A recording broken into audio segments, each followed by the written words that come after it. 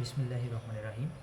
আজকের বিষয়ধারা হচ্ছে ম্যাথমেটিক্স 3 এর অধ্যায় 11 প্রথম ক্রম ও প্রথম মাত্রার অন্তরীকরণ সমীকরণ। হ্যাঁ, আমরা অনেকে আছি যে হচ্ছে একটা সমীকরণ দেওয়া থাকবে, সেই সমীকরণের ক্রম এবং মাত্রাটা বের করা খুবই টাফের ব্যাপার হয়ে যাচ্ছে।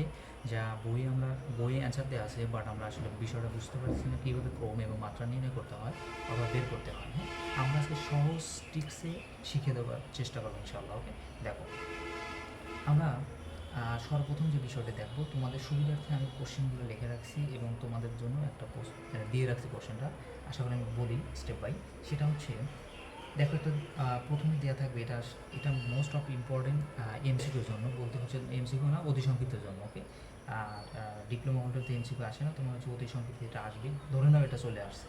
সো একটু মনোযোগ সহকারে এটা বিষয়টা দেখার চেষ্টা করো। সেটা হচ্ছে এই ক্রম এবং মাত্রা বের করার ক্ষেত্রে কি প্রথমে দেখতে হবে, কি প্রথমে ফলো করতে হবে। হ্যাঁ, কোশ্চেন একটা দেখো এরকমভাবে দেওয়া থাকবে d⁴y ডিভাইডেড dx⁴, এভাবে সমীকরণ একটা দেওয়া থাকবে।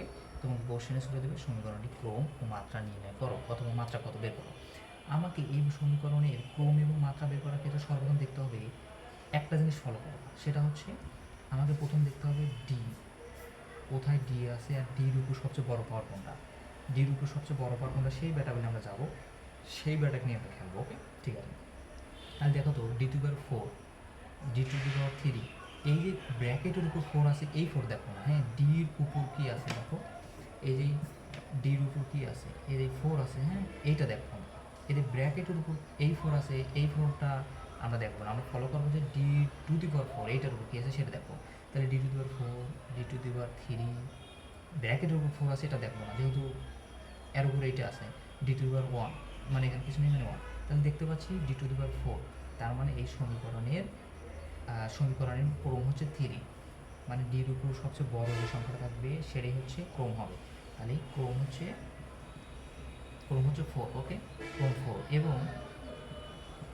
এবং মাত্রা কত। তাহলে দেখো এই যে d⁴ আছে, মানে সবচেয়ে বড় সংখ্যা যেটা আছে, ডির উপর সবচেয়ে বড় পাওয়ার যেটা সবচেয়ে বড় হবে, সেইটার পুরো ব্র্যাকেট করলে যে একটা পাওয়ার থাকে সেটাই হচ্ছে মাত্রা হয়। দেখো যদি এইটার d⁴ হতো, যদি d5 হতো, তাহলে এইটার মাত্রা হচ্ছে এইটা হতো। হ্যাঁ, 4 হতো।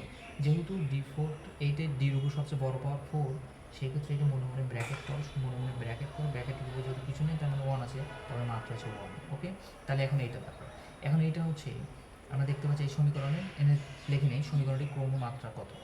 দেখো d⁻3, ওকে ঠিক আছে। তারপর দেখি d⁻2, d⁻1, তার মানে এই যে একটা সমীকরণ দেওয়া আছে, সমীকরণ ডির সবচেয়ে বড় পাওয়ার যেটা d3, তার মানে আমাদের ক্রম হলো 3। ওকে, এবং মাত্রা তাহলে কত, আমি কি বললাম, সবচেয়ে ক্রম যেটা বড় সেইটার পাওয়ার দেখো, উপরে ব্র্যাকেট পাওয়ার দেখো, ব্র্যাকেট দিলাম মনে মনে, উপরে 2 আছে, তার মানে মাত্রা হচ্ছে 2। ওকে, ঠিক আছে। এখন দেখো এটা বলছে সমীকরণ মাত্রা, জাস্ট মাত্রা বলছে, মাত্রাটা বের করো। মাত্রা তাহলে কত দেখো তো, এইটা হচ্ছে কি, এটা হচ্ছে ক্রম, এটা কি ক্রম, আর এইটা কি, এটা হচ্ছে মাত্রা। ওকে, এটা হচ্ছে মাত্রা। ওকে, তাহলে মাত্রাটা যেহেতু মাত্রা থাকে, তার মাত্রা হচ্ছে 2। এখন তোমাদের জন্য এটা দিলাম, অবশ্যই আমাকে কমেন্ট বক্সে জানাবে এটার মাত্রা, ক্রম এবং মাত্রা কত হবে। ঠিক আছে, মাত্রা কত হবে এটা আমাকে কমেন্ট বক্সে জানিয়ে দেবে। দেখো তোমাকে একটু বলে দিই সহজ করি, ডির উপর 5 আছে, ডির উপরে 8 আছে, তার মানে বড় কোনটা, ডির উপরে 8। তাহলে এইটা কি হবে, এইটা কি হবে, আর এইটা কি হবে আমাকে জানা দেবে। তাহলে ক্রম এবং মাত্রা কত হবে জানা দেবে। আশা করি ক্রম এবং মাত্রা নিয়ে যত সমস্যা ছিল, আশা করি এই একটা ছোটো একটা ভিডিওতে তোমাদের ক্রম এবং মাত্রা নিয়ে সমস্যার সমাধান হয়ে গেছে। আজ এ পর্যন্তই, ভালো থেকো, সুস্থ থেকো, আবারও দেখা হবে ইনশাআল্লাহ।